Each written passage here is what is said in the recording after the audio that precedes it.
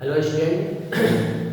हम लोग पढ़ रहे हैं थर्मोडायनेमिक चैप्टर और उसमें हम लोग पहले ही पढ़ चुके हैं क्लास में indicator diagram for expansion and for compression. Now we have to study after that work done during expansion, यानी कि what is the amount of work done during expansion of the gas. Then first we have to take gas in the container like this. अब इसमें हमें एक movable piston लगाना होगा जो friction less हो, यानी कि इसके साथ कंटेनर के साथ उसमें उसके कांटेक्ट में फ्रिक्शन नेग्लिजिबल, पूरी तरह से फ्रिक्शन लेस तो पॉसिबल नहीं है, नेग्लिजिबल। इसमें gas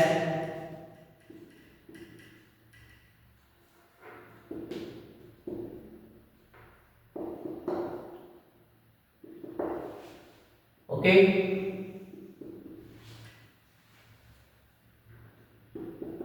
when temperature will given to the gas, then it will expand, okay, and its cross sectional area of this is A, like cross sectional area of the piston we can say.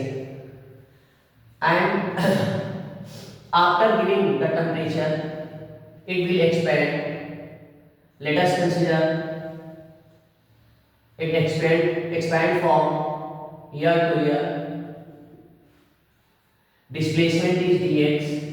इसमें displacement कितने का हुआ? dx का हुआ, यानी कि gas इधर से प्रेशर अप्लाई करेगी पिस्टन पर।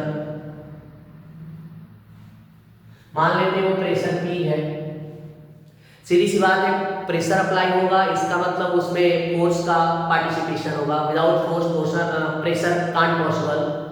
तो इस एरिया पर इसका एरिया ए है, इसका एरिया ए है और इस एरिया पर प्रेशर अप्लाई हो रहा है। मान लेते हैं इस एरिया पर फोर्स अप्लाई हो रहा होगा F। तीनों का क्या रिलेशन, यानी कि pressure applied by the gas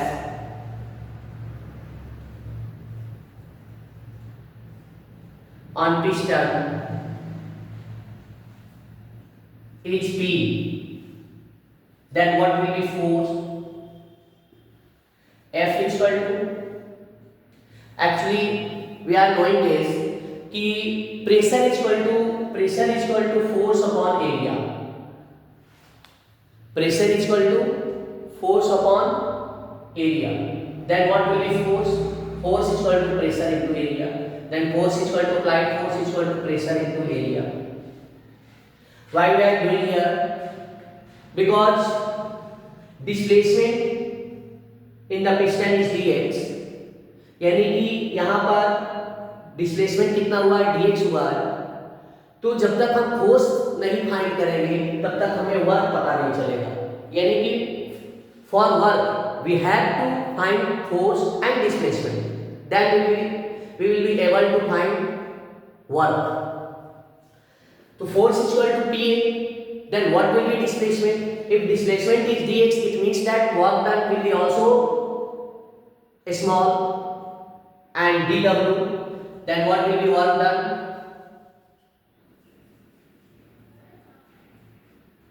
Work done by the gas, the work done during expansion of gas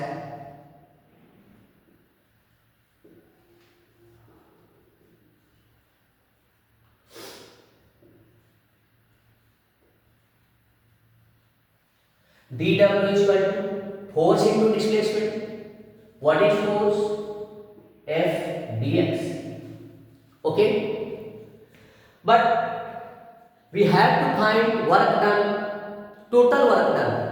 Let us consider initial volume of the gas is V1 and its final volume, मतलब कि इतना पहले volume था, अब जब यहाँ पर इतना वॉल्यूम हो गया तो टोटल फाइनल वॉल्यूम हम नाम लेते हैं V2, यानी कि जब गैस एक्सपैंड हो गया तब उसका वॉल्यूम हमने मान लिया V2। तो यहाँ पर वॉल्यूम हो गया V1 से V2। अब यहाँ पर dW equal to force into displacement, तो हमें dW इक्वल टू फोर्स क्या था, P into A, P into A यानी कि प्रेशर इंटू एरिया, और ये हो गया dx। अब देखो ये पूरा इसका जो एरिया था और एरिया और डिस्प्लेसमेंट का अगर मल्टीप्लाई कर दिया जाए तो क्या मिल जाएगा, वॉल्यूम। तो ये डिस्प्लेसमेंट हुआ और ये इसका एरिया था, यानी कि ये दोनों को मिला करके क्या मिल जाएगा, वॉल्यूम फॉर एलिमेंटल चेंज, यानी कि PD, यानी कि dW equal to PD। But we have to find the work done from changing volume from V1 to V2। तो ये क्या हो जाएगा, हमें इंटीग्रेट करना पड़ेगा। W equal to integration PD, कहां से कहां, V1 से V2।